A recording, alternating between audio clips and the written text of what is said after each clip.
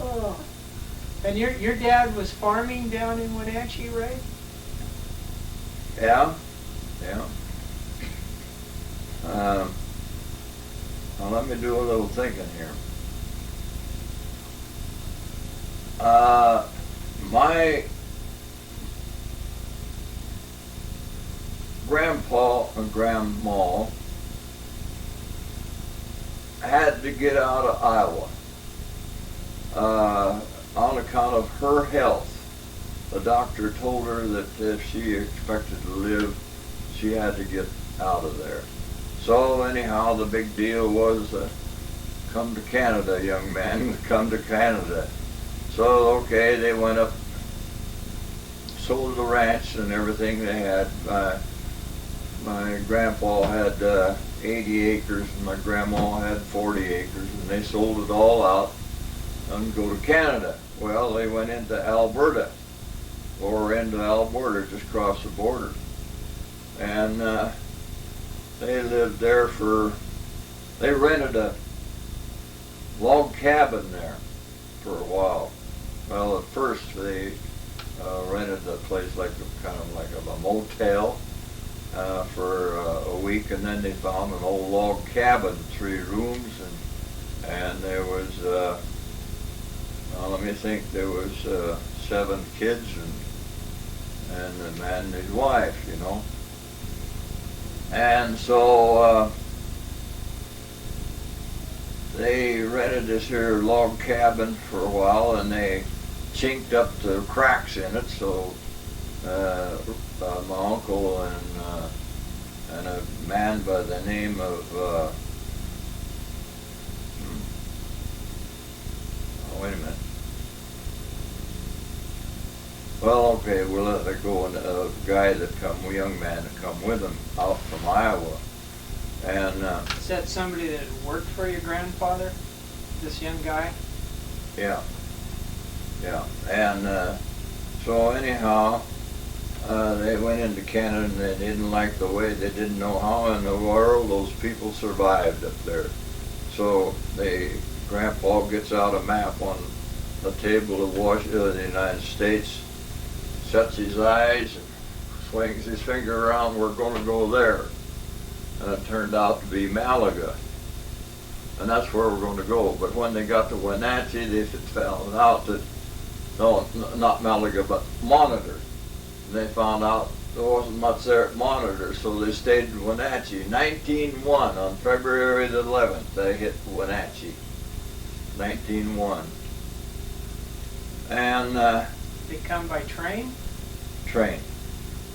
Yeah, they piled all the animals, horses and chickens and turkeys and cow,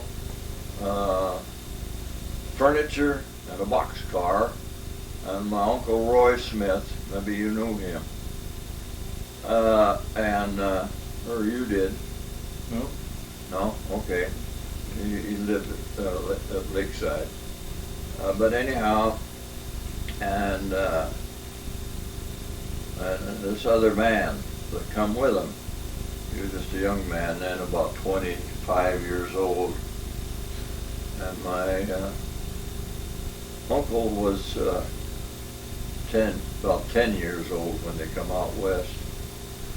And they hit Wenatchee, and they stayed in a Wenatchee hotel for about a week, and finally found another apartment above the 10-cent store.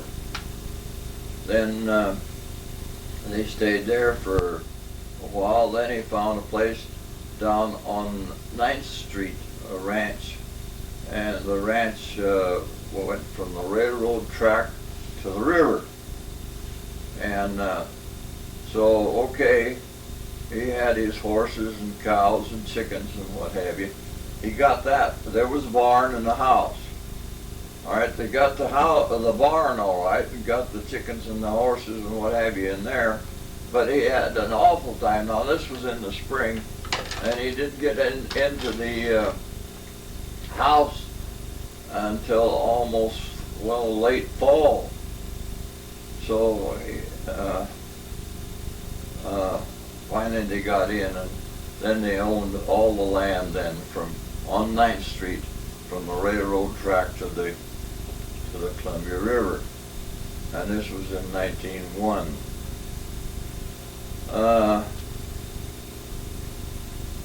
Now, how much further do you want me to go on this? So your grandparents were in Iowa. They went up to Canada.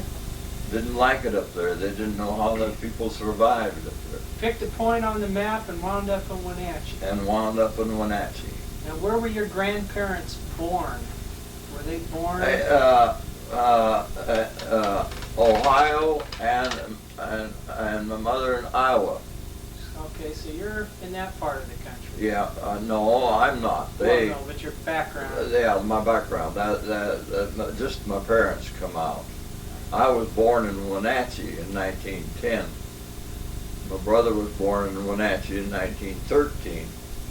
And then in 1914, we moved to, well, here was the thing. My dad worked for Wenatchee Produce Company. I guess you listen. I don't want to take up everything around here. Okay, we'll pick up. Worked for Wenatchee Produce Company. Well, Wenatchee Produce Company was owned by Conrad Rose. Well, Conrad Rose was a great old duck hunter. So he would come up to Wapatah Lake and Dry Lake duck hunting. And then he found out that Wapatah Ranch was for sale. Now, of course, the Wapatah Ranch, that's on the north side of Wapatah Lake. Would that be the 160, it turned out to be 168 acres. I don't know where the other 8 acres come from, but that's what it was. Would that be the piece of ground the DeBars had? Yeah. Witt DeBar and Bing DeBar? Yeah. Yeah. Overby's had it after we did too. Overby's, do you know them? Mm-hmm. Okay, they had it too. But anyhow, wait a minute, where am I now? So Conrad bought that? Oh, no. Conrad Rose was a great, as I said, a great duck hunter. And he come up here, hunted ducks on Wapatah Lake and Dry Lake, or Alkali Lake. Wapatah Lake at one time, I got an old map that'll say that, was called Alkali Lake. Yeah, and there was no name for Rose's Lake now. But anyhow, Conrad Rose come up here and he found out that this Wapatah Ranch was for sale. The Wapatah Irrigation Company had it. But so Conrad Rose loaned my dad $1,500 to come and buy this place. There was approximately 100 acres of hay and maybe about 3.5 to 4 acres of fruit trees, fruit of all sorts. And then he would sell the hay here and there, and even took it down to what they call Green's Landing, where Joe Creek runs into Lake Chelan, and ship hay on the freight boat to go up there to supply hay for the packers and anybody that had a little farm up there, or had a cow or a horse, or anybody up there. A lot of it went up to Railroad Creek there, and a lot of it to Stehekin. But anyhow, so you were born in Wenatchee. I was born in Wenatchee, 1910. And then your dad moved up here about 1914. 1914. So that got you March of 1914. about a year after you were here then, Dick. Right, yeah. Now your dad came from Moses Lake to Kashmir, then to here. Is that right? That's right. He had been in Cashmere before he went to Moses Lake. Okay, then where did he come from to get to Moses Lake? Where would his parents have been? Your granddad. Did they come back from Iowa as well? No, they came across the plains in '53 actually from Arkansas, although they started out to come west from Kentucky. They stopped in Arkansas for about 5 years. What did they do in Arkansas? Grandpa wasn't very much impressed with Arkansas. He said all they did was talk dirty language and chew tobacco. But what did he do in Kentucky? They cut timber, built a boat, floated it down the river to New Orleans, sold the timber, sold the boat for whatever they could get for it, and walked back up to Kentucky to start out again. Wow. He didn't like that, obviously, so he decided to change professions. Right. Yeah. So he went to Arkansas. Did he know somebody there? No, they just were going through Arkansas. And Well, this isn't the Bumgarner family method to pick a point on the map and just go. evidently, I don't remember ever hearing just exactly why they stopped there, but I think they did the same kind of business there that they were doing in Kentucky. And I think they decided they could make a little grub stake there because it was going to cost a little money to buy the outfit to come across the plains in. So they left about when?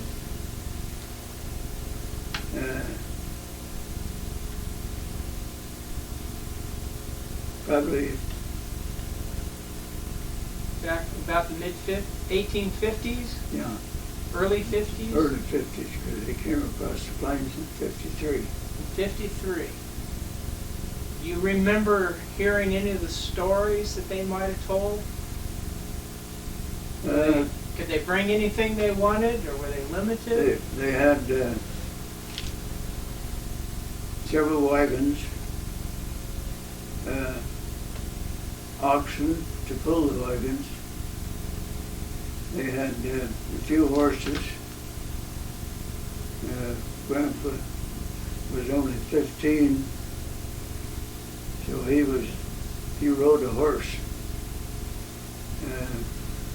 Some of the older men walked. Oh, he was 15, he got to ride? Yeah. And the older ones walked. Boy, have times changed. That's a long walk. Yeah. Do you know how long it might have taken them? I just read this book the other day, and I don't remember when they finally landed in Salem, Oregon. But they planned to take it about 6 months. And they left in the spring. Now, Terry, you've got something here, a copy of something? This is the booklet that Dick was referring to that was published by the Wenatchee World, and it was the account of that trip across the plains there. I probably can't pick that up. You've read it. Yeah. What's in here? Pretty much what Dick related. It's Across the Plains in 1853 by D.B. Ward. You're D.B. Ward.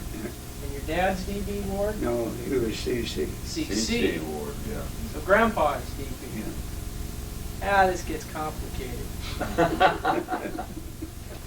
I don't know if you can see that very well. But, No, I can't. This is mute. Is that right?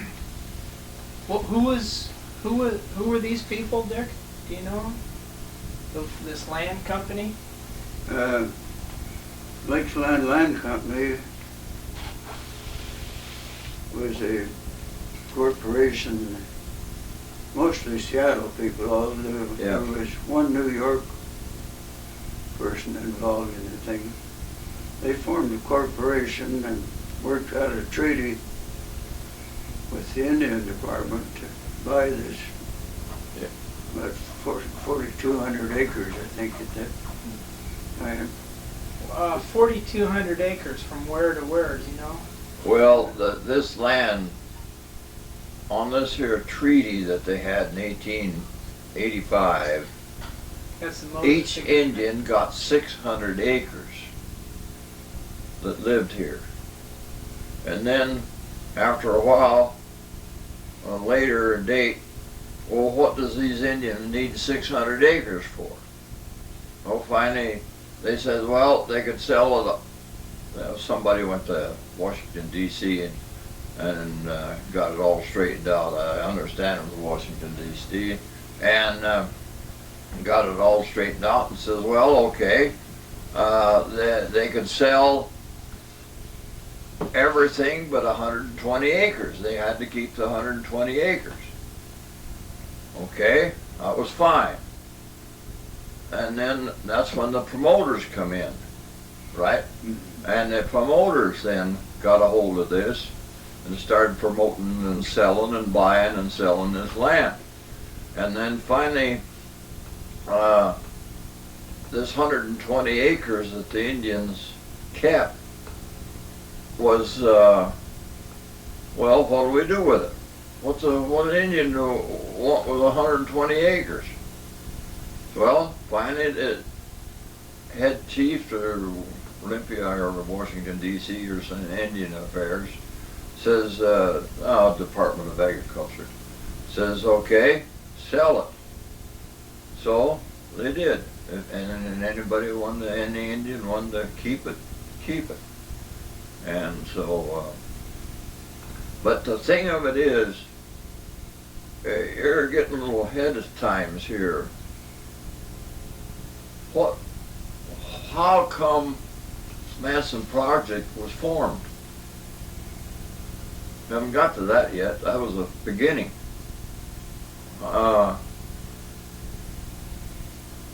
When Moses now let me get this straight. When Moses quit fighting the United States Army in 1853, there wasn't a settlement treaty until 1885. Okay, then in this treaty included Manson. All right, so that took in from mouth of Joe Creek, lower part of Wapatah Lake, and clear up to the Boyd District and over to Rocky Point.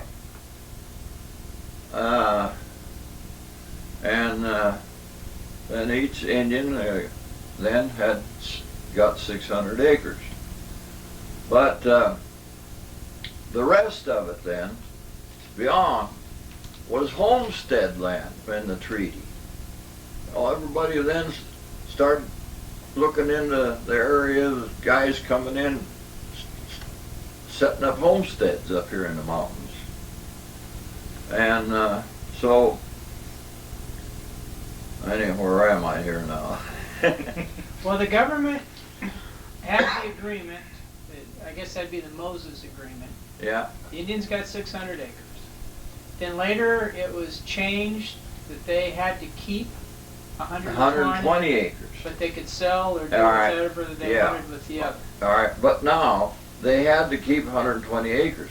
But it wasn't soon after that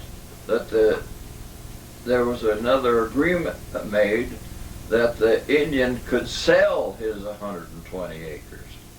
Now the So, land company then that came in to get this land, they were here to get some of the 440 acres, Yeah. 400.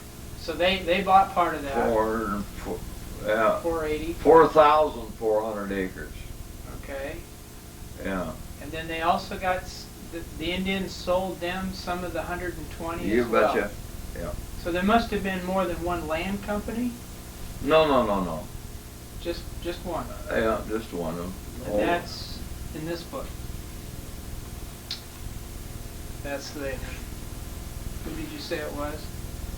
It's in the back cover. Furley East, Who? Furley, East, Gordon, and PFAU, Now, Fowl. Owners and agents of orchard tracts in America's Wonderland, beautiful Lake Chelan. Head office was in Wenatchee, branch office in Chelan and Springfield, Pontiac, Illinois. So they were the ones that got the land then from the Indians. Yeah. Yeah, they bought this, and the promoters got a hold of all this here land that they could, although some of it was kept, you know, like Wapato Point and Sylvester Tract, you remember? yeah. And Abraham. They out call here. those allotments. Yeah, and well, that was their allotment. Yeah, sure, that was their land. And what was up by the Boyd district, Black Hughes. Black Hughes, yeah. That Indian bunch up there. They kept their land all right for a long time, yeah. Long Jim, was he another one? Or Jim Long? Long Jim, he was from Chelan. Oh. He never was out here. Might come out to visit, but I never seen him out here. I've seen him, yeah. That alfalfa field between here and town was that was an allotment. The one that Pittman's Orchard Yeah. is now? And then on around the flat north of Leo, England, that big flat in there, that was the Abraham allotment. Yeah, that's Abraham. That would be where Charlie Leffler. Yeah, Charlie, that's some of it. Wally Hahn farmed part of that. Yeah, recently. Wally Harm farmed some of that, yeah. Now Sylvester's was where? That out that way. Actually, that That's would be where part, we're at. That would have part been of ours. part of the old Buck Fruit Company down from towards the lake, all that flat out here, So when towards Willow Point. Art came out from Illinois, he would have bought land from the land company who had bought from the Sylvester. Is that where you're? Well, some of them, but that particular tract, no. Okay. And that one, I think, was actually the Yoka Seal, which would have been just west of Sylvester. Is that right? Right. Mm-hmm. Yeah, the Oka Seals, that's just west. Yeah, that's right. Yeah, I forgot that name. I was trying to think of it a while ago. Sylvester tract included a lot of this that the Wells and Wade Fruit Company planted in 1968. Yep. And that was Indian Mary, was what I called her by, but her name was Mary Wapato, wasn't it? Yeah. Yeah. And it was Sylvester, her husband? Sylvester was her husband. Well, Sylvester was a Wapato. He was a brother of Peter. Yeah. Which are all old buddies of yours. Yeah, they had a son. I'll think of the name after a bit. Morris. Huh? Morris. Morris? No. Well, there was another one then. Well, okay. You picked on me about 5 years too late. I ain't as sharp as I used to be, Oh, but no, Dick. no. Well, Dick, your dad, how did you wind up? You were in more like downtown Manson for a while, weren't you? Yes. When Dad got through at Moses Lake, we came back to Casimir, and in the meantime, my mother's brother, Leonard Olive, hadn't come to Manson, and he had a contract to plant a big part of the eastern part of what we call the project. And they were living up the upper end of the project in what is nowadays called the Lepley camp. And they talked Dad into coming up here, thought he could pick up some surveying and maybe support an orchard. So we came to Manson that spring of 13. And so your dad was involved with some of the survey work? So, yes. Yeah. Well, would he have worked with the Rue Barclay's dad? Yes. George Barclay probably did more surveying than my dad did. He could have, yeah. He was, most of the big part of the land was sold by that time, and most of the property boundaries and things were already established. Yeah, but Dick, that orchard years ago, right where I live today, all that was a ward track. Yeah. Right? Right. Right. That was all an orchard. And for reference, From the you live on... Green Street, Quettaquissoon, towards Manson, the Grange Hall, the cold storage was all on the ward track. Yep. And Lucille Hubbard there, where she lives, it was all on the ward track. Yeah. And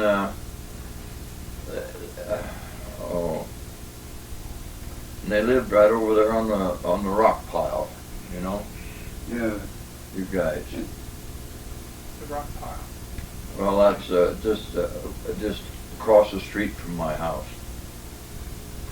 The rock pile across the street. Okay, Which I would be believe you. Wendell Marshall lived there for a long time. Yep. Yeah. Oh, okay. Well, no. He was farther over. No. Well, Wendell Marshall wasn't on the ward track house. He was on the corner of Harris and Quettaquissoon, right on the corner. The ward house was behind, and there was a rock outcropping there, and they built more or less near that. Wasn't that right? Right. Yeah. So Dick, your dad was surveyor and farmer. That got him into Manson. And Ray, your dad then was running the orchard out at Wapato Lake for Conrad Rose. No. Conrad Rose, as I said, was a great duck hunter, and he found out that this place was for sale. 168 acres. And Conrad Rose loaned him $1,500 to buy this here tract from the Lake Chelan Land Company. And that's what he did. And he milked cows, a few cows, and had about awful close to, at that time, 100 acres of hay, and probably 3.5, 4 acres of fruit trees. And he'd bring the milk down to Manson here, to the creamery. There was a creamery here in Manson. I'd come with him once in a while, just a little guy, you know. But then he'd ship hay. Anybody, it'd be people, lots of people, everybody seemed like had a cow or pigs or chickens or something, see, and they'd come to our place to buy hay, because he had about 100 acres of hay there. And then he'd put up hay, and he raised cattle, and then had a few milk cows, which he brought into the creamery. Yeah. Who ran the creamery? Huh? Who owned The creamery. Oh, I can't tell you who owned the creamery, but it was here. No, I don't I know don't- any of that yeah. side of it at all.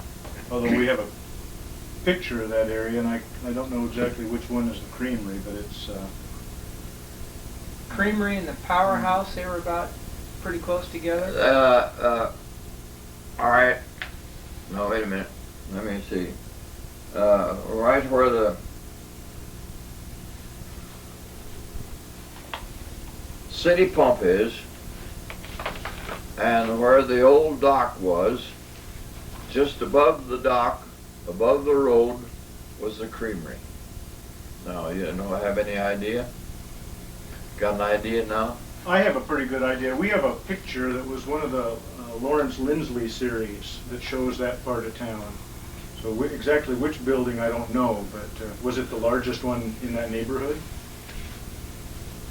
It would have been just about where that little cove is that the houses are built in that little Mhm. circle. Topaz. Cove, right.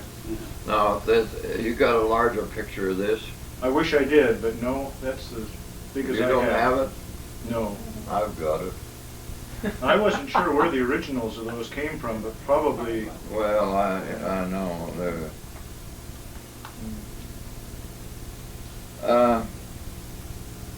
Yeah, well, anyhow. Well, when you young kids then came up into Manson, were there many apple trees up here then? Fruit That trees? was the starting of the apple trees, yes. Of course, Wapata Ranch, the ranch that's north of Wapata Lake there was approximately 4 acres. They had different types of apples, of course. Yellow Newtown, Roans? no, Saps? yeah, wine saps, and picked on me the wrong day. My hearing aid went out this morning, and I had to go to Wenatchee to get it fixed, or I wouldn't have been here. Were there And many? I'm too tired. Were there many common delicious being grown? No, not too much. There was some. Some Arkansas blacks. Arkansas Black, that's the name I was thinking of. And that was out there at Wapata Ranch. Now, my dad packed his own apples out there. What he had a sloping bench, long. And on one side over here was boxes with lined paper, red paper. Over here was boxes lined with yellow paper. In the middle here sitting a box of apples. It was on a sloping, and the packer, he had picked this apple up, maybe had a rag, he'd wipe it off a little bit, you know. Well, that size so-and-so, and we'll call that an extra fancy. This was in the blue paper, so we'd take it over here and put it in there. Then he'd go back and get another apple. That's the way they packed the apples.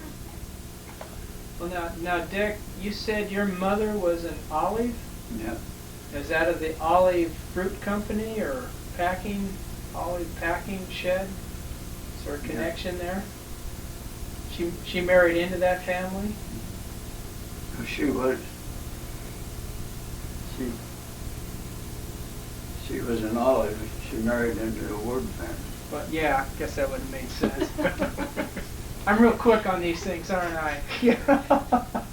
Okay, so her dad would have had the starting of the Olive Company? No,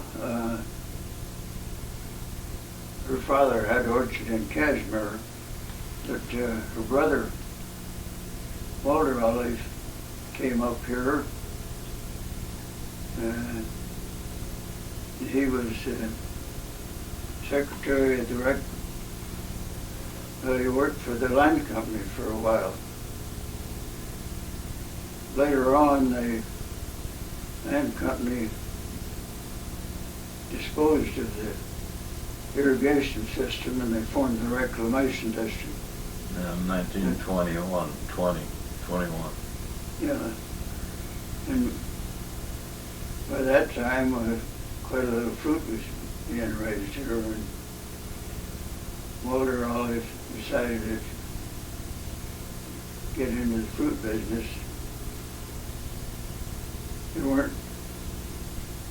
He sold a big part of it to brokerage firms in Chicago. But he was killed in a car accident, and I'm not just sure how that plant was disposed of, who bought it or what happened to it. What kind of fruit then did your dad raise here in Manson?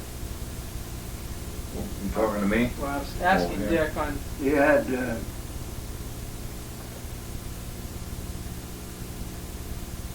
just about everything.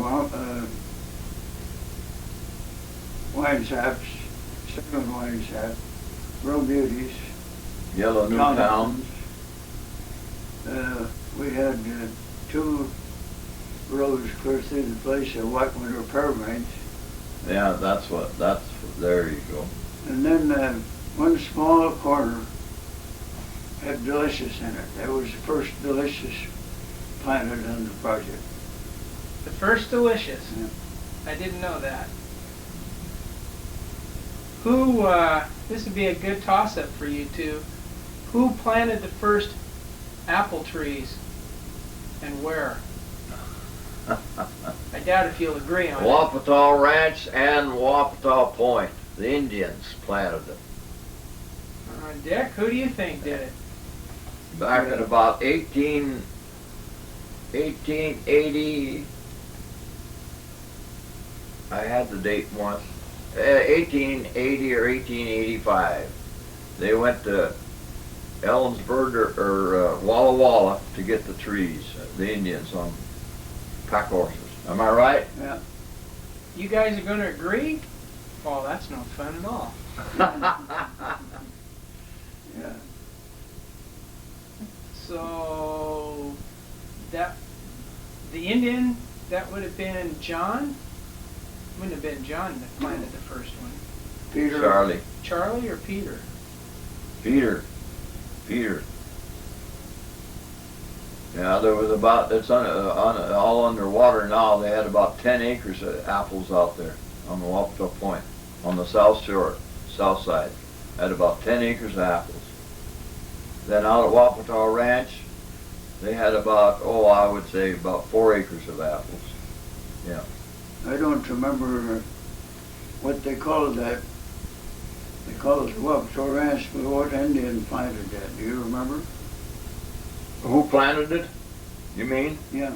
Oh, Quatrus. Quatus. Quatus. Indian Quatus. Yeah. Yeah, he went to, I don't know, Walla Walla or someplace, got the trees with his pack horses, brought them in. Quantus planted the one out in Manson. What? Qantas would have planted the orchard out in Manson that your dad Above Wapata Lake. Wapata North Lake, side of Wapata Lake. that eventually your father bought. Yeah. Who planted the ones at Wapata Point? Well, the Indians, on the south shore of the bay, of the point there. Peter? It would have had to have been Peter. He'd had to oversee it, wouldn't he? Now, who went down to Walla Walla and got the trees, I don't know, but they brought them in by pack horse, and who brought them in here. But I would say Peter, had the say of it, yes. Now you knew Peter pretty well, didn't you? Oh, me? Yeah. You betcha. Did you know Peter, Dick? Yes. I know him. Ed and Louie, you betcha. Margaret, you betcha. Lucy, you betcha. No. Well. One of the stories I like to tell about Peter, they had one of the few boats on the lake. Oh, yeah. A little open launch, a little Strobel motor in it. and he invited me to go fishing with him one day. We went up to 25 or to Safety Harbor Creek, threw an anchor out, and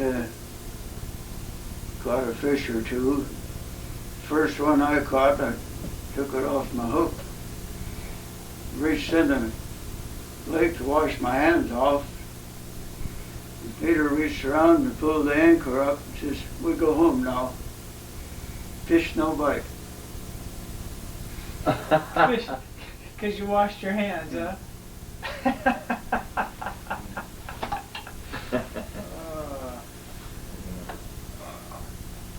Sure got a kick out of it.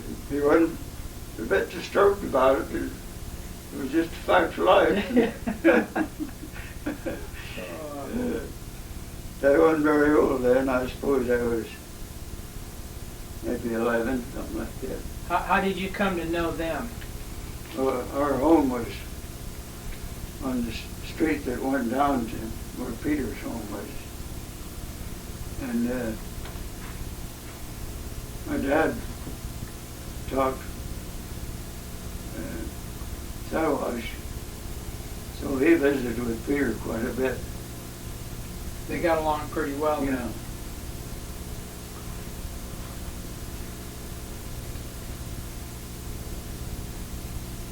You ain't having this on tape, are you? What's that? What we're talking about? Yeah, we're Oh, taping. We're just talking. We can edit anything out later. Well, now, how did you get to know the Wapatos and that whole bunch? You went to school with the kids? I mean, you're cut off in the other room. All right, now wait a minute. Let's talk about something. As I said, my dad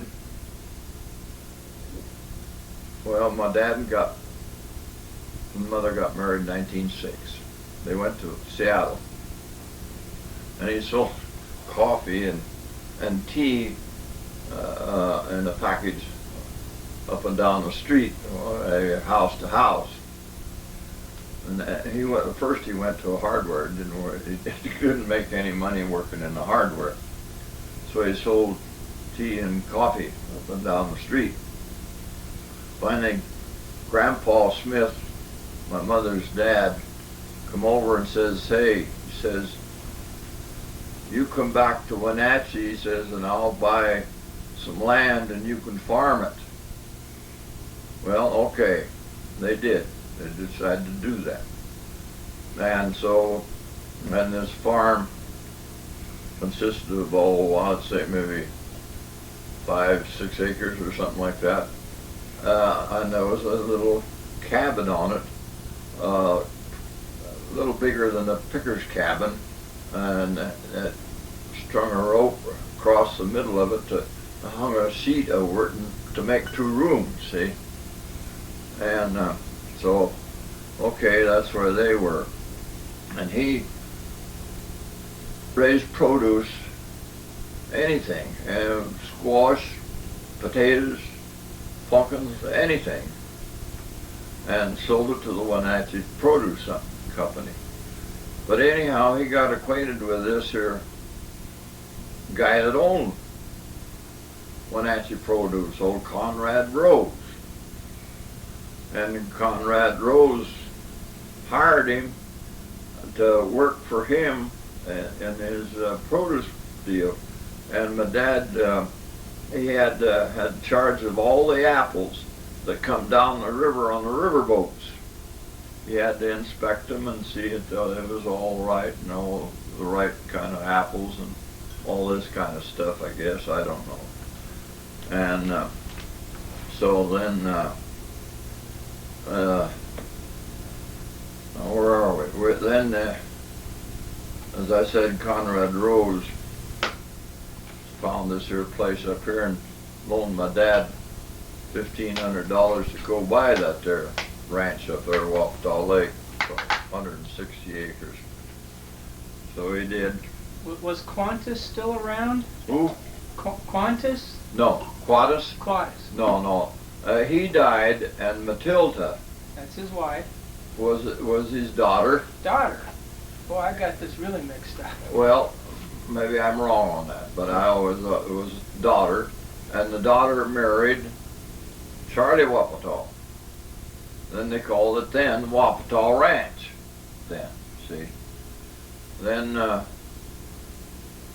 Charlie died,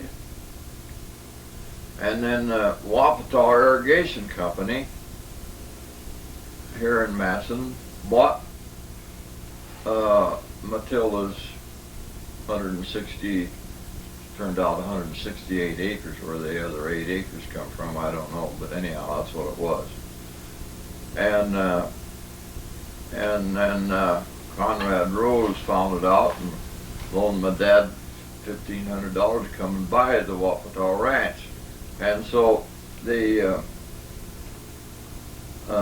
year 1914, and the war come along, you know, World War I, and he couldn't get any help, and he had all this here hay, and all he could rely on and help was maybe getting the Indians to help, or the homesteaders if they would come, and it was killing him off. So he finally gave up the ranch and bought the property up here on Quill Street, and moved up there in 1919. Yeah, and so therefore, then of course out of Wapatall Ranch, he had, as I say, about 3.5, 4 acres of orchard or fruit. And I can't remember. I got the stamps at home now. I even got the stamps and everything that he used to stamp the boxes with. And he'd load them on a, well, they'd pack them, put them, and a guy would come with his team of horses and haul them down to the Slan Falls, not the Slan Station. That's the year 1914 when the train come to Slan Station. That's when the first train come. And then he shipped them, these apples, to Wenatchee Produce Company, and how they worked out the things from there on, and the finances, I didn't get into that, you know, but that's the way it was. Before the train, did they take him to the station? I don't know how they did it then. No, wait a minute. They hauled them to Wenatchee. Yeah. Now, old Peter Wapatall, when they planted their apple trees, now I could at one time tell you who was the dumper, who was the packers, who was the sorters, who was the nailers, and Eddie Wapatall, he was the truck driver. He'd load all of his packed apples onto the truck and head for Wenatchee. That was before the train. And then when the train come, he still hauled them to Wenatchee on his truck. I think it was an old reel truck, if I remember right. An old reel. Remember them? Not too many of those around. No. And so, yeah, that's about that. All I can say about that. That's always fascinating how those all get intermarried and worked around. The land company obviously had to start the ditch to get the water. Is that right, Terry? Yep. I don't know. The land company, yes, it did. It was the promoters. Yeah, they put in the irrigation system. Yeah, that started the low-line ditch. That was the first one. But because they were selling the land, they needed the water. You to betcha. that. So how did that system work? Did they hire people You to bet. build it, or did the growers? It was mostly all ditch. From Wapatall Lake, I could show you practically, take you, there was a low-line ditch 1 come to Manson, right out here to Art Lake place. And the other one went down to Harding's place. It come out, and out there by Al Sykes, where Al Sykes lives, right in that area someplace, there was a ditch, the big ditch come there. Then there was a division there, and then the one that come to Manson was low line 1. The other one went down towards Harding's was 2, and it was all gravity flow. But here's the thing. Now we lived at Wapata Ranch at that time, and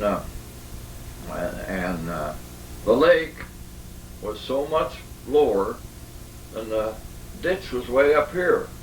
They had big engines to pump up to get the water in the ditch so the ditch could flow on out, you know. I didn't realize that. I thought that was all gravity flow. It was all gravity flow from after they pumped it into the ditch.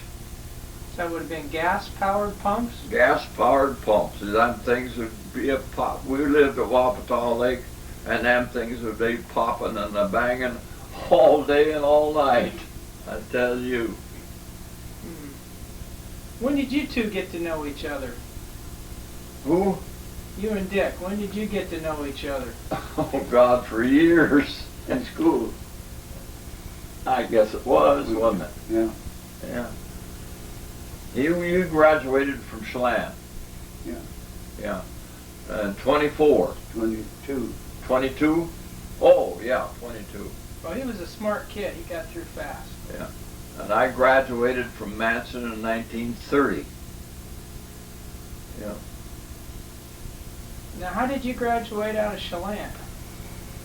We only had 2 years of high school there. I went to my freshman and sophomore in Manson and went into Chelan for, I was going to graduate in 21, but I flunked my algebra class and had to go back to school for half a year before I could. You didn't like algebra? I think Mathematics was my major. Man. I think Manson's first graduating class was 1924, wasn't it? Yep. Yeah. Yep.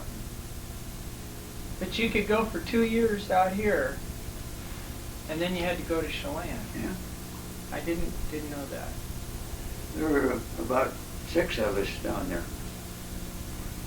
How did you get from here to there every day? We stayed down there. Or you just moved down there with friends? Yeah. Joe Butterball and I roomed together the first year in an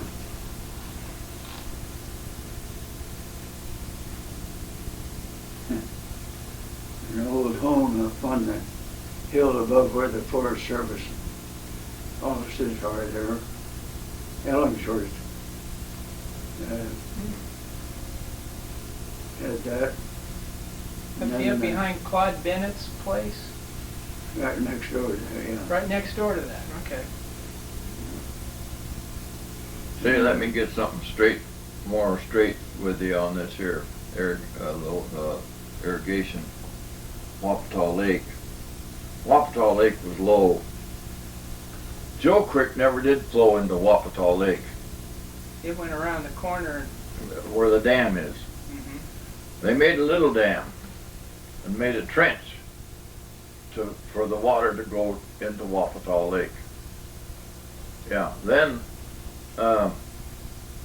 when they did get enough water, why they kept building the dam higher, see, until they got it to where it could flow into the lowland ditch.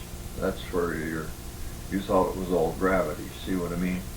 They built it, raised it, and then it was, okay. Yeah, the dam. Mm-hmm. Yeah. Mm-hmm. Yeah.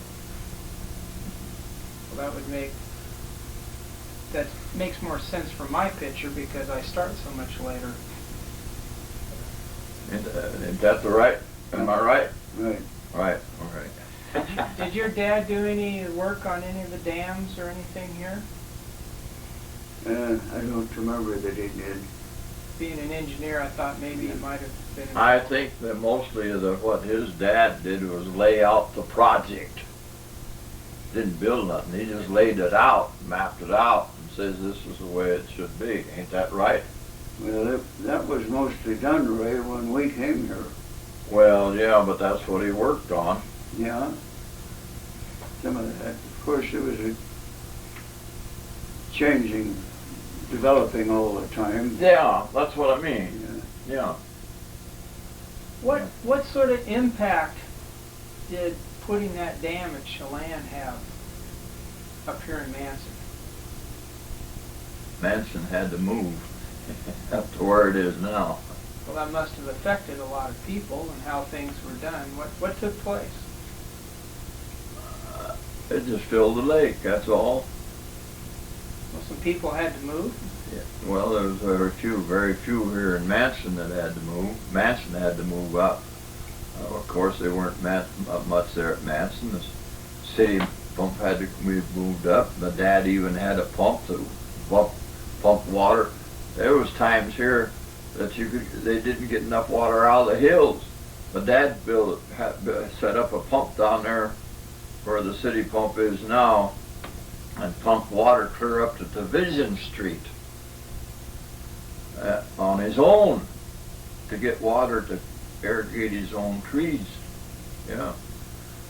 There were a lot of trees didn't have apples, not enough water, they didn't get very big.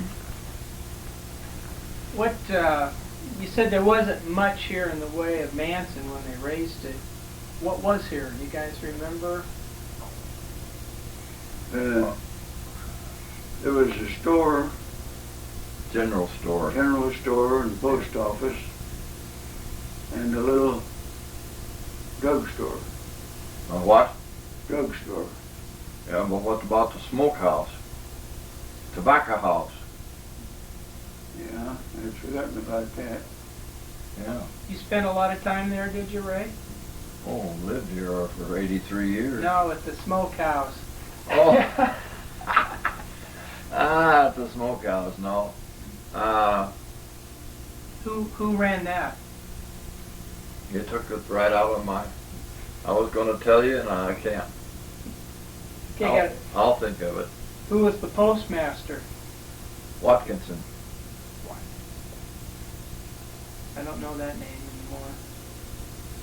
So you had a post office, General store, and a tobacco house,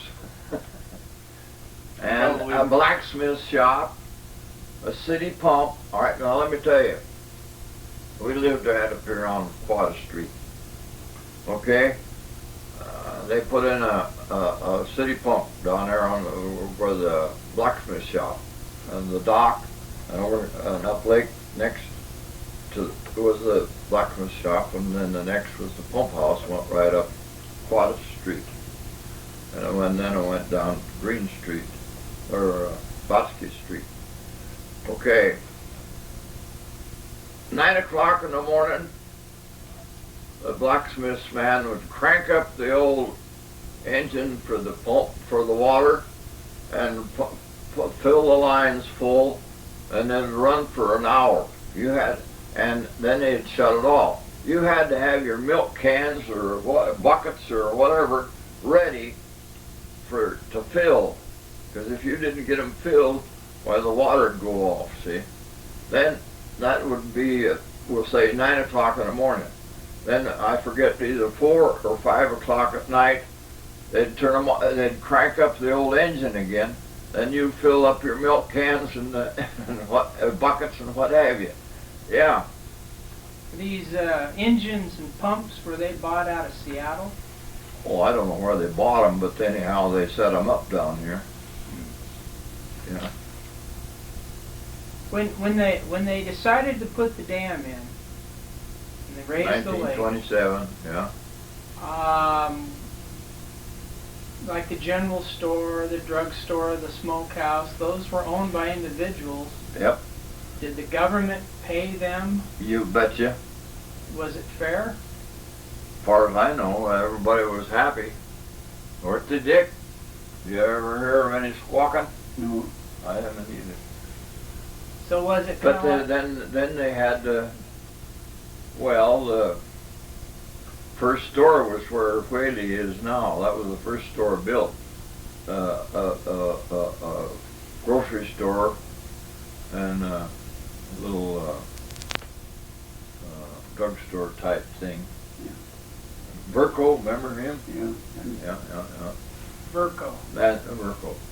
He was the druggist. And then, but the hotel, I had been there long before that. M.E. Field built that hotel there, and that's been there. Oh, Good pictures for, I don't there. know. And that's the Peters residence, isn't it, that you're referring to? Yeah. When did that community hall get built? 1923. 23. I hate to see it go to a hardware. Manson needs a community hall, definitely, as far as I'm concerned. Used to go That's to, me. Did you go down to the community hall very often, Dick? There was always something going on down there. everything was there. Like what, Dick? And they had dances. Bet you every Saturday night. The first fall fair that we had in Manson was at the community hall. Yeah. The first fall fair. Yeah. Fair. When would that have been? And it was probably about 24, 25. Yeah, about 19, 24.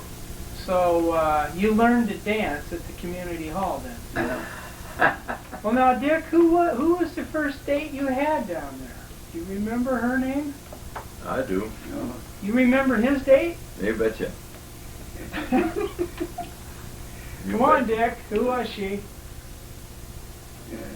So I remember right the first time I went to a dance at the hall, I didn't have a date. There was some of us fellas went together.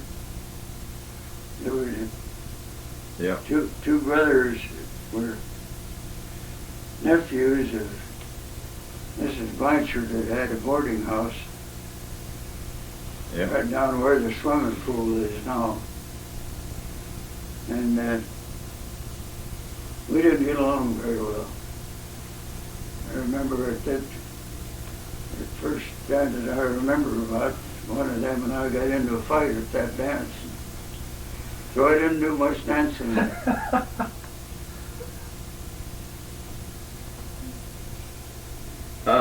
The dance is, of course, they had benches here on each side.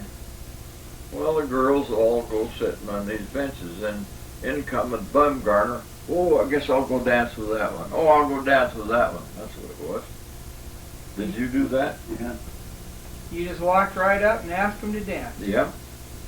Boy, how things don't change. Guys are still on one side of the room and the girls are still on the other. Well, no. There'd be any place in the hall there. There would be a group of 4 or 5 sitting here. Over here would be another 4 or 5. Ain't that right?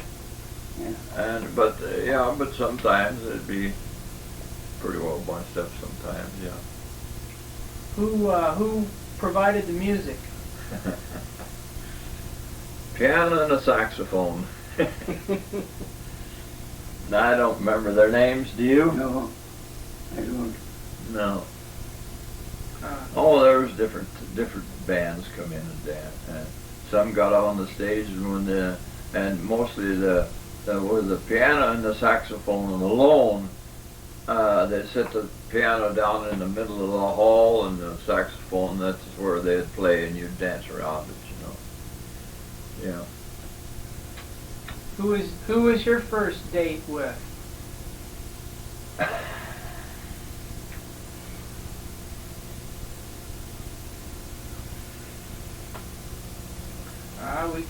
You can tell us the truth.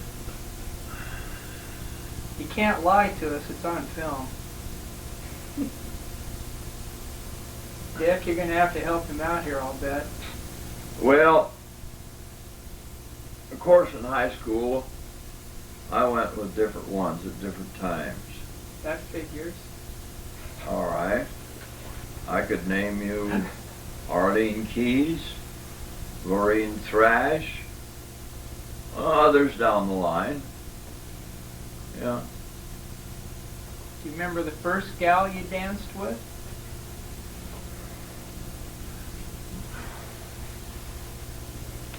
I can't do that. Uh-huh. First dance. You're getting down and kind of pinpointing things here. Now, this was in the community hall that you're talking about? Yeah.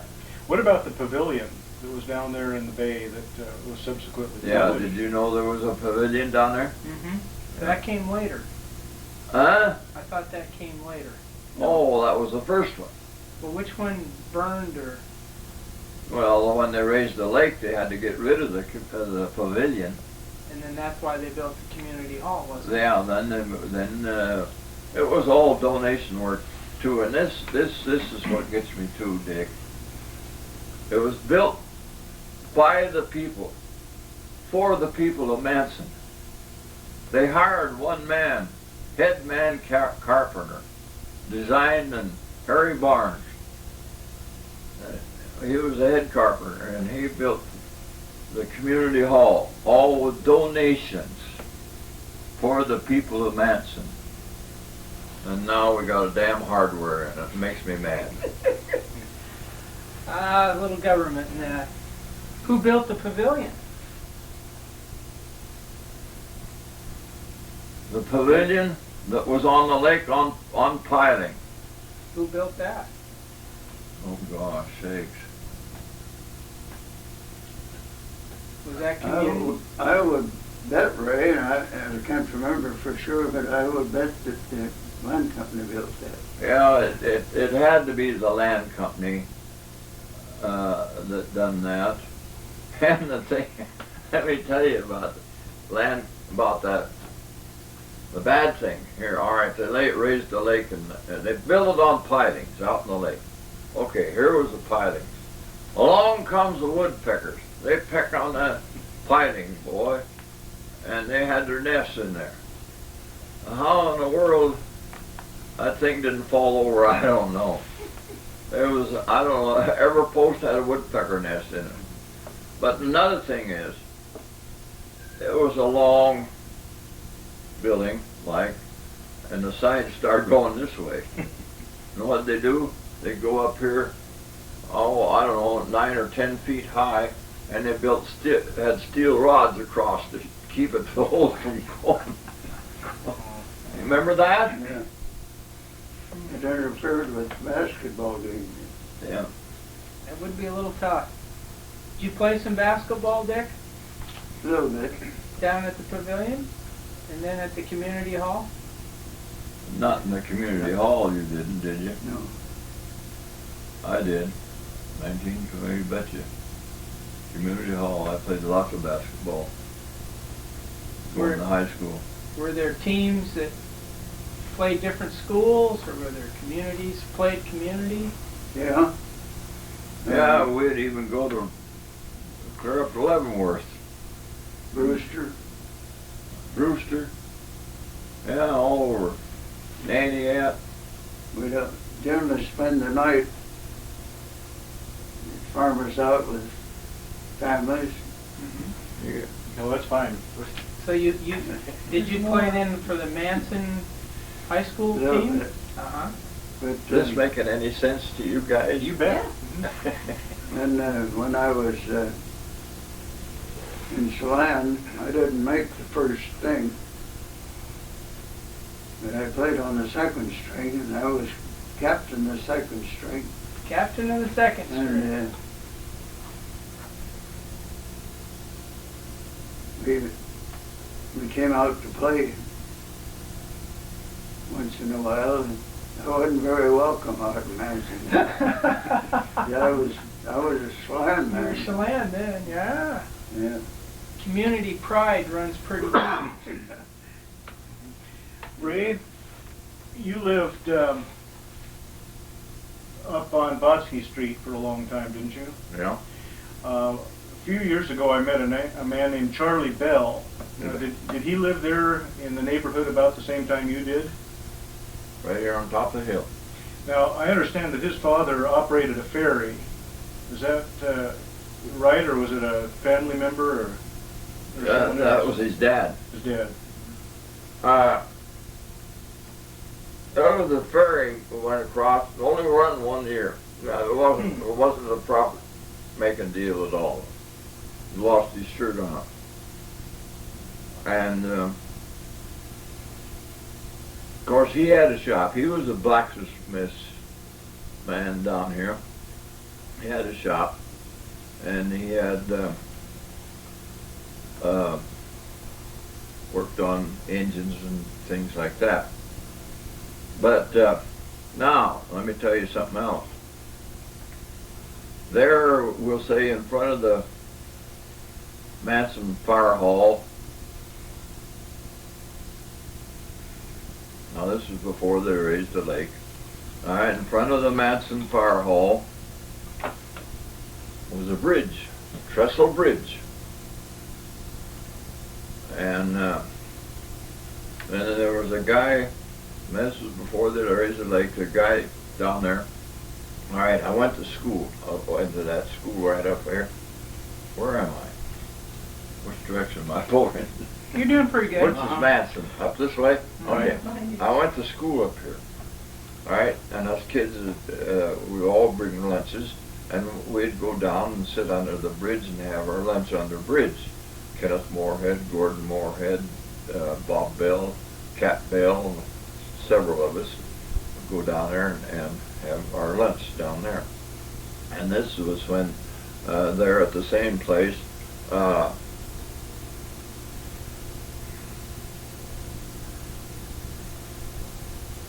Gemmenhart, Jake Gemmenhart, had a ramp that come up to the bridge, and he worked on boats. He was a boat repairman. He'd recaulk them, all wooden boats, you know, and he would recaulk them and paint them for anybody. He was the boatman there. But we'd go down there and have lunch during school hours. Noon we'd go down there.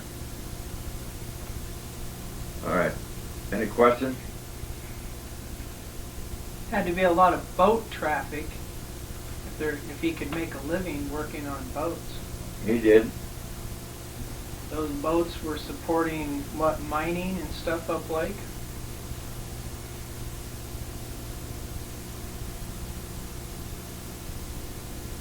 You know where Lel Phelps lived? Right up here? Yes. You do? Right. Was that the Gemmenhart place? That's the old Gemmenhart place. Yeah.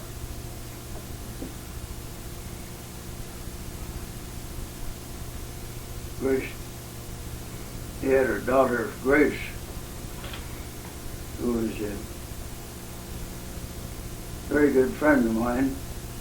We never did go on a date, but we studied together. It was just the two of us in an ancient history class in our freshman year.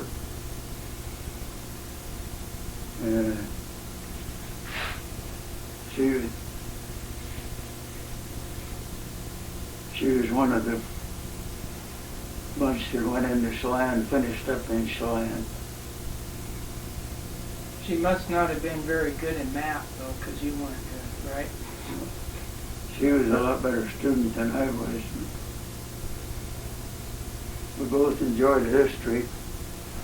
Was that your wife? No, it was Grace Gemmenhart. Oh, Grace Gemmenhart. Yeah. Oh, Grace, yeah. Who was the teacher? Our history teacher was Mrs. Myers. There were two. She had a sister who taught here also for several years. They were both of them rather large women.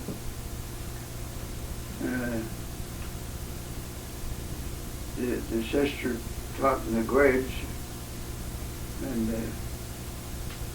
the other one taught in high school.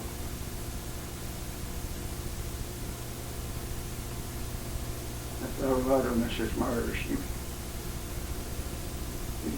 real. You could learn from her. Some teachers are good that way. Now Ray would take off at noon. You'd head down to the bridge, eat your lunch in the shade, and still make it back to school in the afternoon? That was about as far as from here across the street. The schoolhouse is still sitting right down there. Mm-hmm. I just kind of assumed you might just keep on going home sometime. No, no. Did you meet your wife at school? Is that how'd you each meet your wives? At school. Did you meet your wife at school too, Dick? No, Where did you find her at? she came out here from Missouri, and her cousin was married to Bob Little, who had the store in the post office. And so for about a year, Pete, they called her Pete, was telling me about this cousin of hers that was coming out. So the day that they were supposed to get here, I was down at the store. Ah. Just happened to be at the store. Yeah, just happened to be at the store. Yeah. Helen. Yeah. Cockrell. Yeah. Huh? Right. Yeah, see, I remember him. Let's go back to the pavilion for a minute. I've seen the pictures. You said they had a dance there every Saturday night? Every Saturday night. Most every night. It looked like a lot of people in the pictures. Well, there was different things that went on at the community hall. You know, not only dances. There was, gee whiz, one of the biggest deals was the fair. I think, don't you? It was one of the big deals was the fair every fall. Oh, a lot of things that went on. Any programs, Christmas programs, that fill the hall. See, The pavilion before the hall. Yeah. Were the Indians involved? Were they invited? Were they kept out? Could they come? Did they come? You know, they came. We had several Indians in school, and Morris Wapato is one of our star baseball players. Eddie was his younger brother, and then they were Sylvester's boys, yeah. and Margaret and Lucy. They were a year Dorothy. ahead of me. I don't think either one of them went to high school in Manson. I think they got all to high school in Chelan. Oh, yeah, that's right. And That's right. I'll agree with you. Alma Schultz went into Chelan for all of her school. She was a little older than. She got ready for high school before we even had one. You went to grade school out here? Yeah. And Ray, you went to grade school up at Falls? Fallsview School. Fallsview? Yeah. Went out there up there until 1919 at fall.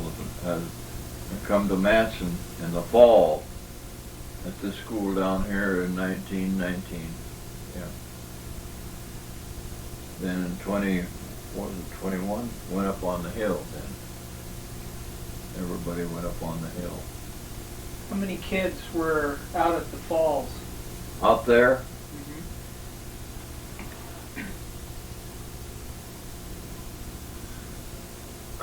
it was just a regular small schoolhouse like you see it down here on the street. The Indians sat on one side, the whites sat on the other. Now, the thing of it is, don't tell me that there weren't Segregated? no. Integrated? Integrated, no. The whites would take up the school set east and west, and then the windows was on the south. See, well, that was the white kids' side. The Indians was over on the other side. Well, if any of the Indians would come in and they'd sit there on the white side, it'd be a big rumpus start. But the teacher wouldn't pay any attention, and I always thought that she should have done something about it. But anyhow, it ended up that the Indians sat on one side and the whites sat on the other. You sat on the Indians. And I said, the heck with that. I didn't like it the way they treated the Indians, so I sat with the Indians. Who was the teacher? Oh, Miss? Mrs.? no. You You know, took it Terry? out of my mouth. Okay, we forgot.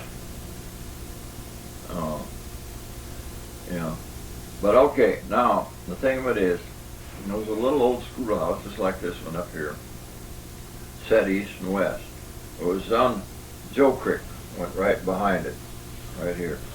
The road come up, went in here, went into the Stevens place, or Bachelor's place now. And then the schoolhouse was just down a little ways from the Bachelor drive-in.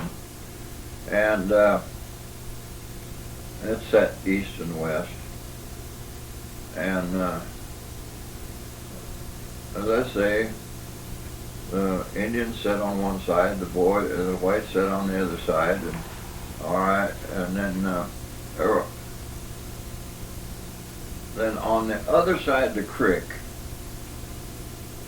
was 2 tent houses,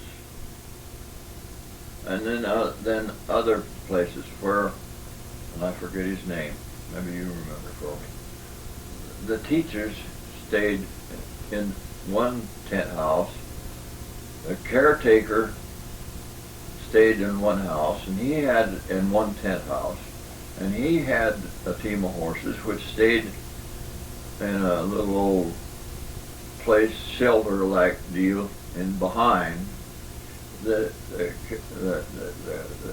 caretaker would get up in the mornings and go build a fire in the teacher's tent house, so it'd be warm when they got out of bed. Then he'd go over and build a fire in the little schoolhouse, you know.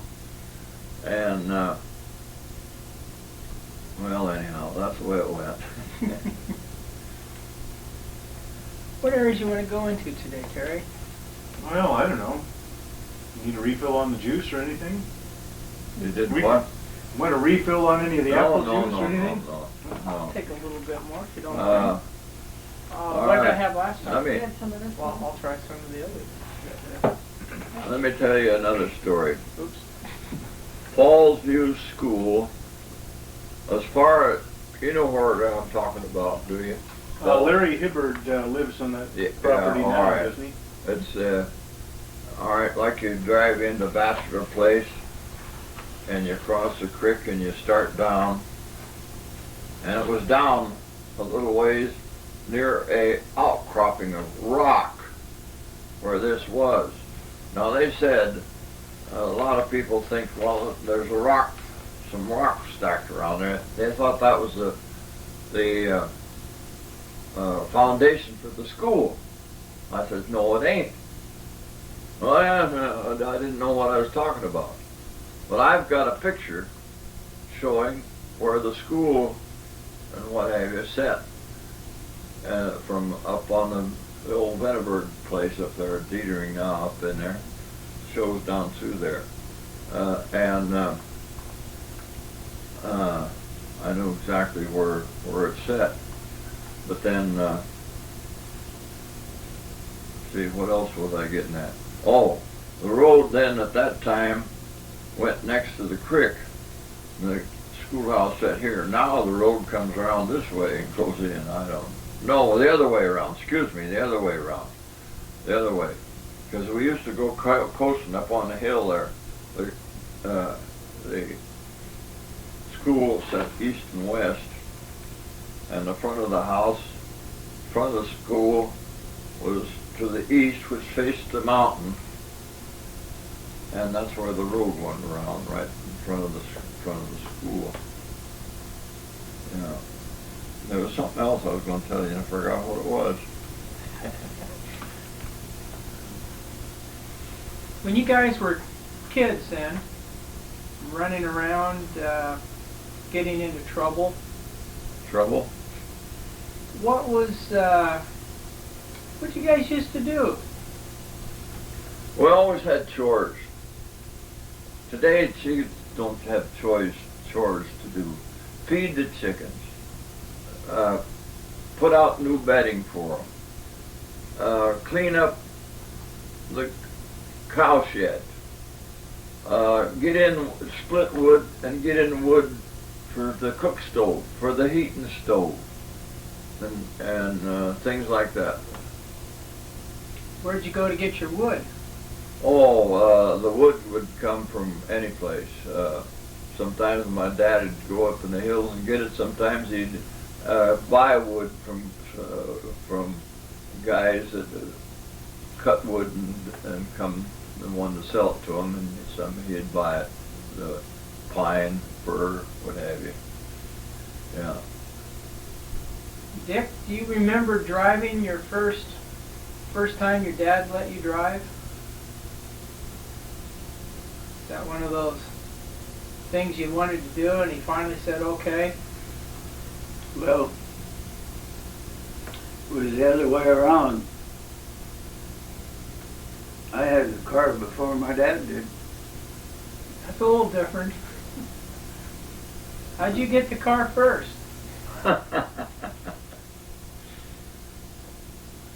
What kind of car? There was a Model T Ford. Who'd you buy it from? Fellow by the name of Buttles. Oh, Bubbles? Buttles. Now wait a minute. Was that a touring car or what? Yeah. It was a touring car. Or was it a canvas top? Yeah. Yeah. And I was getting a lot of kidding over the fact that you could let the front seat, the back of the front seat tip down and make a bed in it. Oh yeah. I bet you did take a little kidding for that. Yeah. How did your dad get his fruit to the warehouse? He didn't have a truck. No. He didn't drive.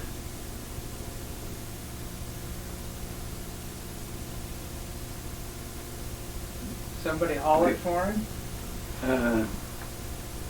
There was no doubt. Don't just remember that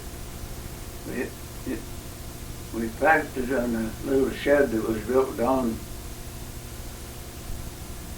just about across the road from where the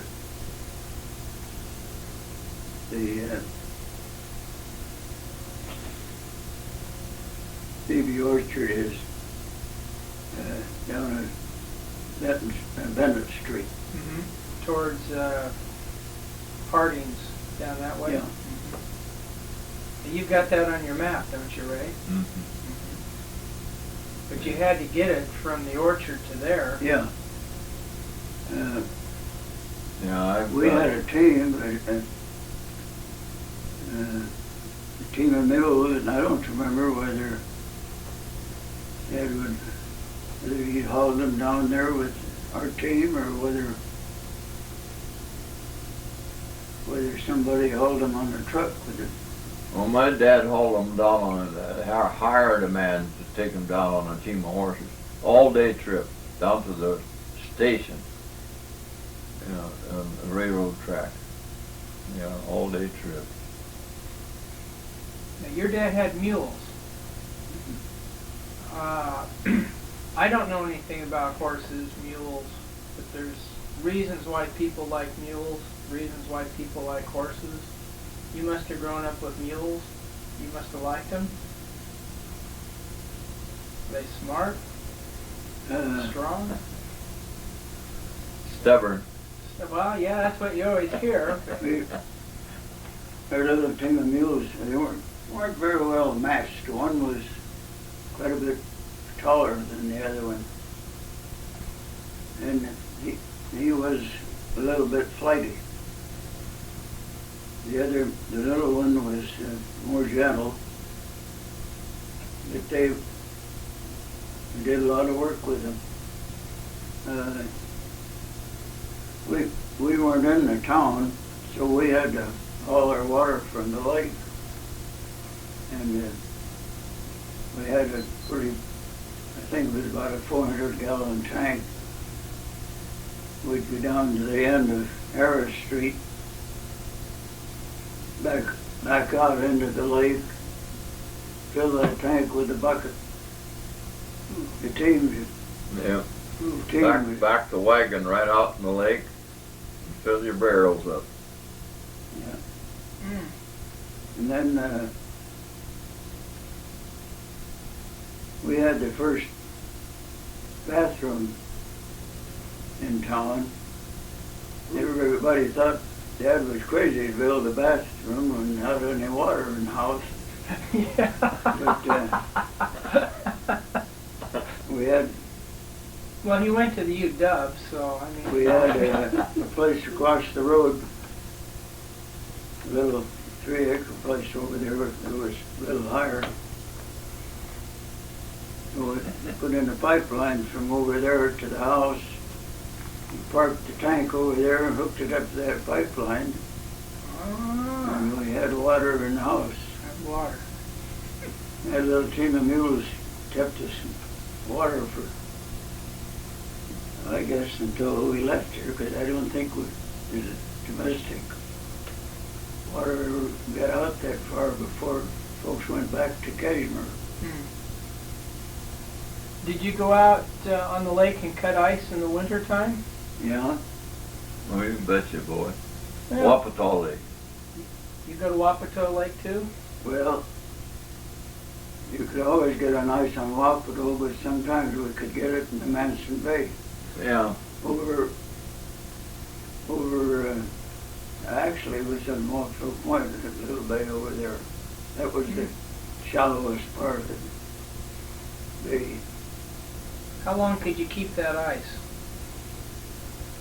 How well you packed it. Yeah, You kept it for June. I think we had ice all summer. You'd have to cut quite a bit of ice and have quite a bit of sawdust to keep it clear into the summer. You had to pack it with snow too, you know. Snow and sawdust. How big a And block? then you don't want green sawdust. You want old sawdust. So you don't get any heat. Yep. How big a block of ice would you cut?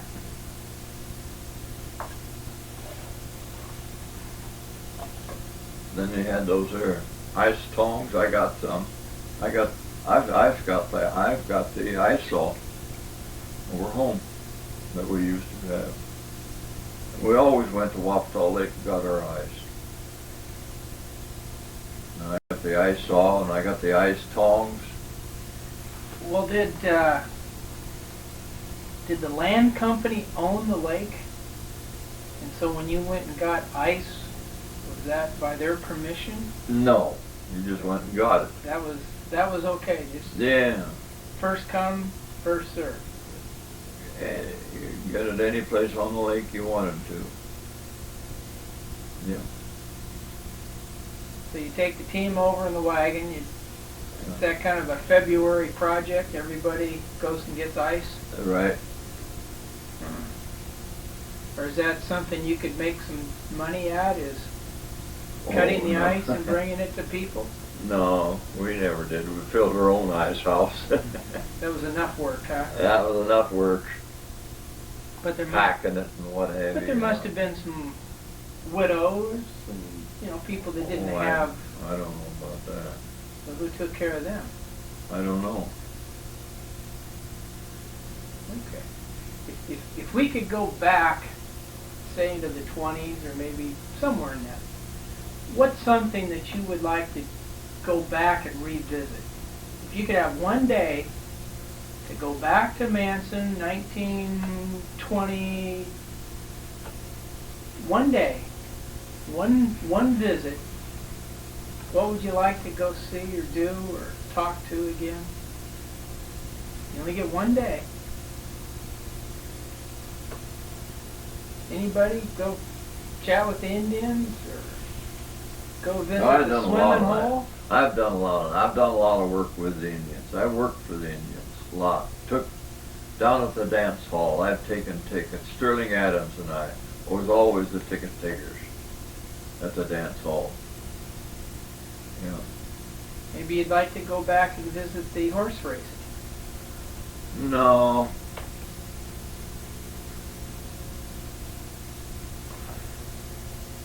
To me, the horse races down here at Wapata Point didn't amount to too much myself. I didn't think so. Dick, anybody you'd want to go visit again? Say back in the 1920s, maybe 30s? Like to visit the house again or the school or... One of the things I remember is we'd kind of gang up down at the store, play catch out in the street.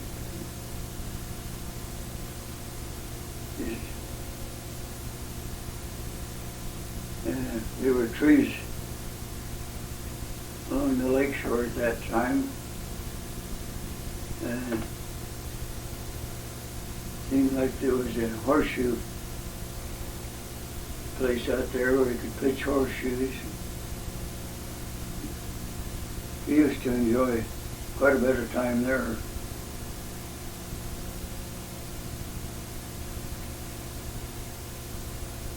There's a lot of things you think about that we know we enjoy it, but when you say you just had one day to go back to it, it's kind of hard to pinpoint. Mm-hmm. How about you, Ray? One day. One day. One day. That's all you get. I won't say one day. When I was going to high school, well, I could tell you several stories about high school.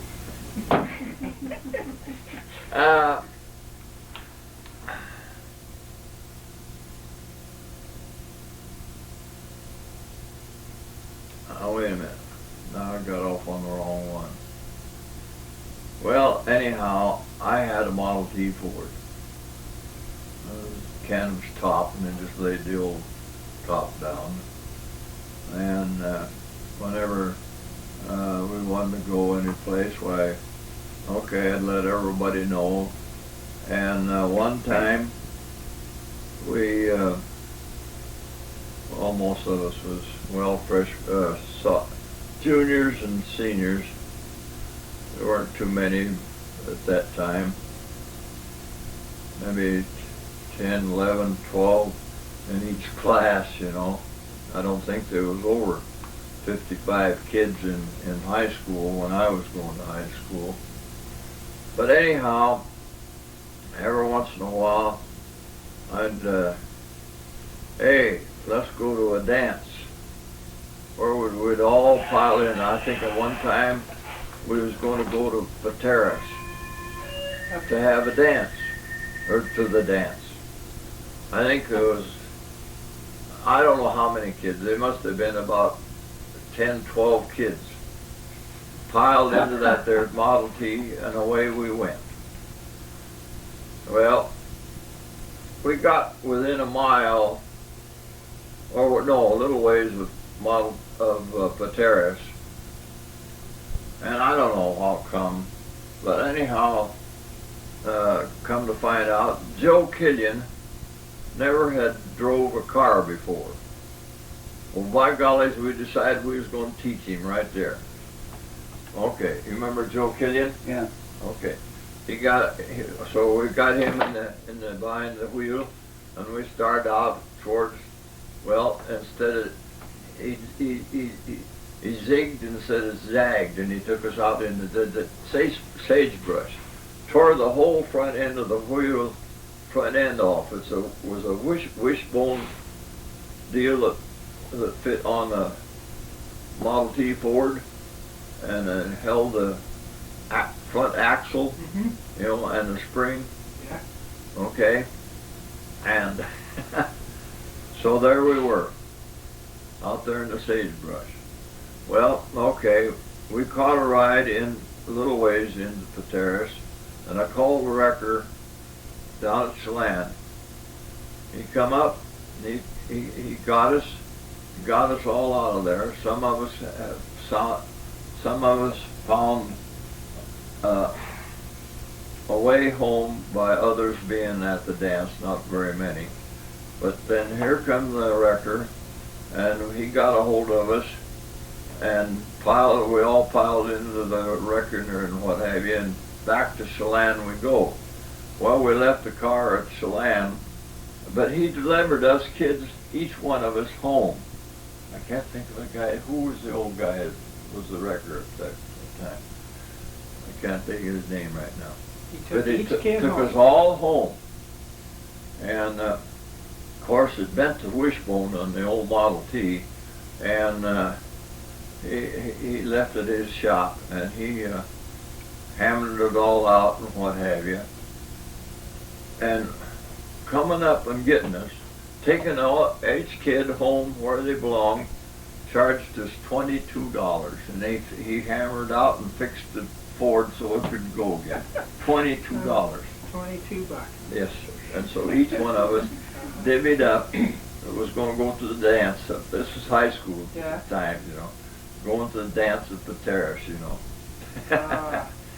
Yeah, oh, things like that we did, you know, crazy things. It was all right. It was all fun and all memories, you know. Getting together and doing things. Getting together and doing things. We've done a lot of that. Yeah, that's one thing my generation, I'm afraid we don't get together enough and do things. Yeah, and there's no kidding. And John Stafford, you know John Stafford, he had a Model T too, and we'd go together sometimes, and we'd get all the kids we could to get together, and get them in the cars, and some of them be just hanging on, and away we'd go someplace, you know. I'll tell you, all having a big time. No kidding. When's the first time you went up lake, Dick? Somebody's boat? Go hunting? Or... First time I went up lake, I went on the old tourist. Oh yeah. It was a steammotor in it. Went up to Lucerne. Bob Little, that I said had the store in the post office at Manson, in the meantime I got rid of that, and they had a little place at Lucerne, and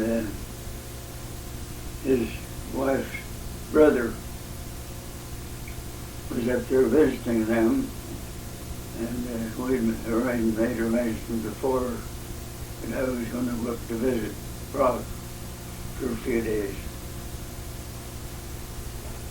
That was my first trip up there. How about you, Ray? We come to Manson, as I say, in 1914.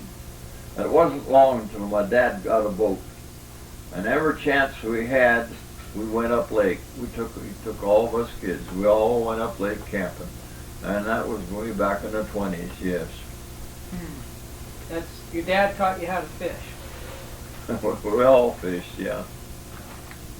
Yeah.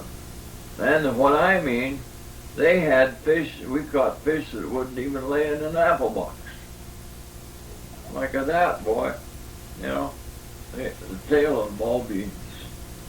Now this is where you come in, Dick. Is this true? We had some nice fishing in those days. Where'd the fish go? Did you catch them all, Ray? Yep. That's why there's no fish today, because That Ray is- Bumgarner fished the lake dry. That's the whole problem. Too many people caught them. They plant them today, you catch them tomorrow. They didn't have a chance to grow today. No. There used to be gobs of cutthroat in the lake, but they're gone. They used to have a hatchery up at the head of the lake. It's gone. They used to have a hatchery at Prince Creek. It's gone. Well, remember that wash we had? Yeah. That washed that out. That cleaned that out. We used to have hatcheries, and they even Dumpke Lake. They even had a hatchery up there at Dumpke Lake. They had a kind of a shack affair, a flume running down through, a couple of flumes. A guy would go up there and patch up the flumes, get water running through them, and what have you. And up the creek, he'd catch these females, get them, and bring them up and milk them, put the eggs in these flumes, and then you get a male that'd float down through. And he raised them, and what happened? Dumped them all right back in the lake. They don't do that today. No. One man did it, but no more. I don't understand. They do things different. They had lots of fish too up there, all over. Had the fish up the head of the lakes, Tehican. Yeah, we had hatcheries up there. There's none up there now. Yeah. When did the valley kind of turn into a tourist attraction? Or was it always kind of known for its sunshine and mountains and lakes? Well, people would come here. This would be my answer, Dick. They would come to visit their families. And the families would talk about it. They'd tell other people about it. And they'd come that way. That's how it got started, as far as I'm concerned. That's probably about right.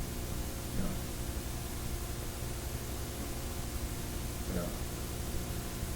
It's always interesting to me why people choose to live where they do. It's always been an interesting thing. Yeah, you live kind of on a very notable corner. Everybody knows Dick Ward's place up there. You guys built that, didn't you? No, Well, who had it? you know, Helen's aunt and her husband planted that, and they built that little house on it. They blasted a hole out of some rocks out there, and they were going to build their home on that. The hole is still there. Oh, that's over there in the big trees, isn't it? Yeah. Yeah. Yeah. Well, to me, that's always been the Ward truck. You know. Well, me too, but I don't go back very far. Dick was the first blue Chelan grower that I met. Oh, really? Yeah. You might have been the craziest, Ray, but he was the first. No, I didn't belong to Blue Chelan till much later than Dick. I went with most of my stuff went with Ralph Ellison. Yeah. Well, Dick, you and a bunch of others got together for a reason to make a new warehouse. Yeah. What was some of the reasoning for that? I think most people realize that you couldn't raise apples and sell them with any consistency at all to get any money out of them on your own. But you had to belong to an organization.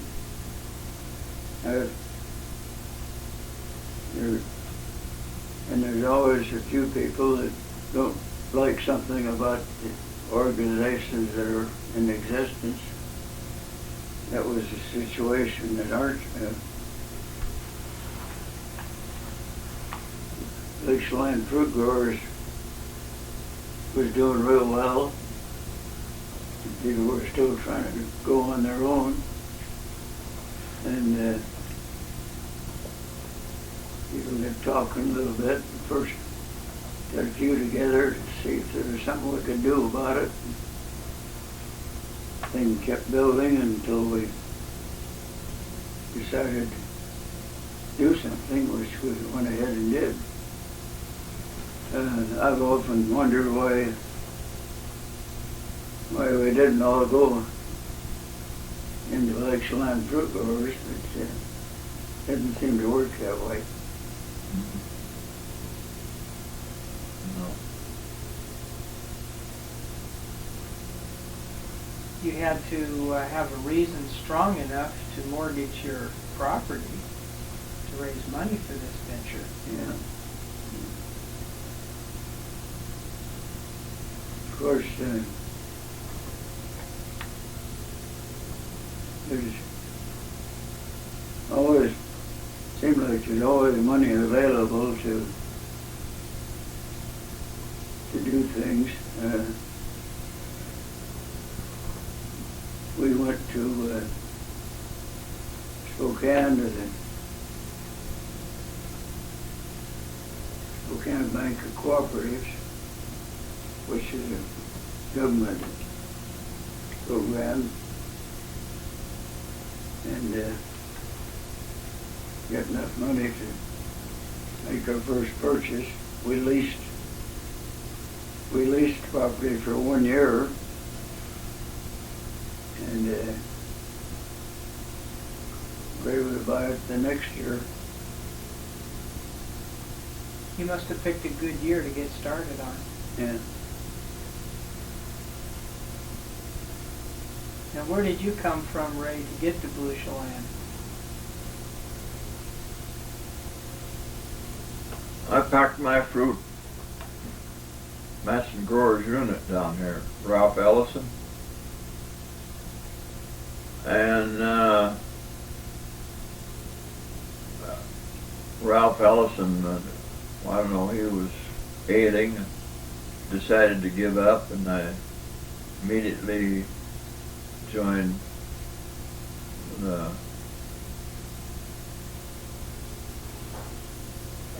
what do we call it? Chelan Madison Cooperative Yeah, Association. Chelan Madison Co-op.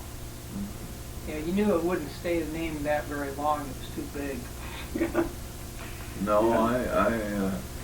I liked the Chelan. I got along well with Chelan Madison Co-op. I did. Well, I've seen some of the old pictures and when the orchards were getting started, and they had corn planted out there. And they Oh, had, definitely.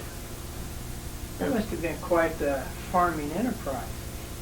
I think- Everybody had a cow, chickens, or pigs or something, and they raised the food in between the trees, like the corn, anything to feed, hay.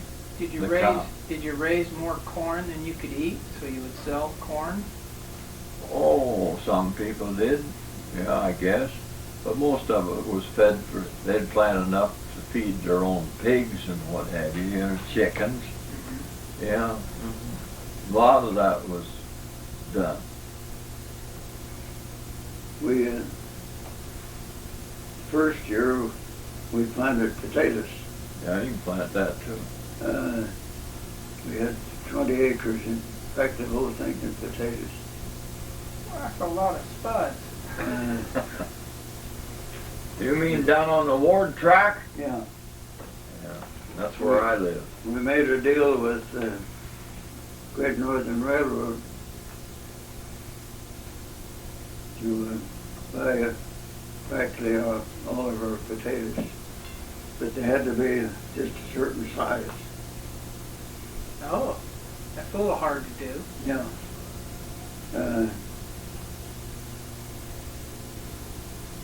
We hauled them down to the lake, loaded them on the boat, hauled them to Chelan, loaded them on a dray deal.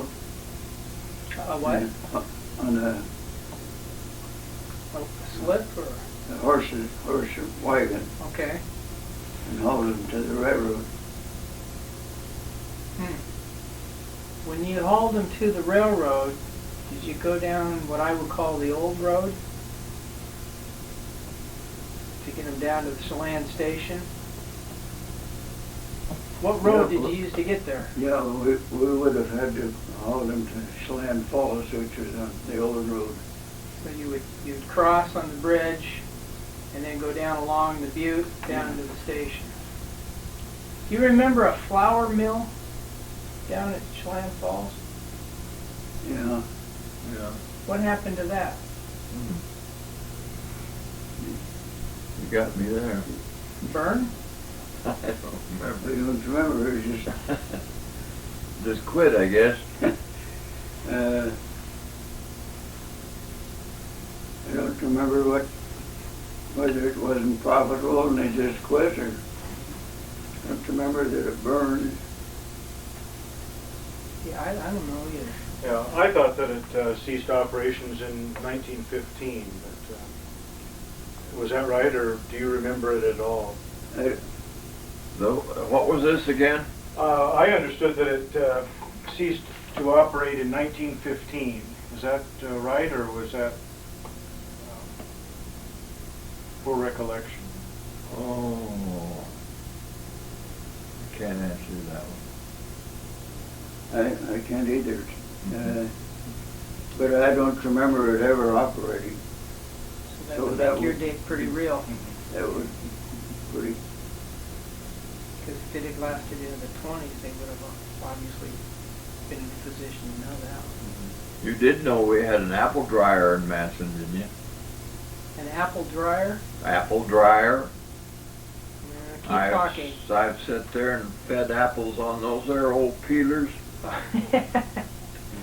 Yeah. Where was it? down in the old town. Down in Old Town. Oh, okay. Above the old town. Topaz Cove would have been in that vicinity. Huh? That Topaz Cove development. Yeah, there you are. There, that's the place. That's the place. Yeah.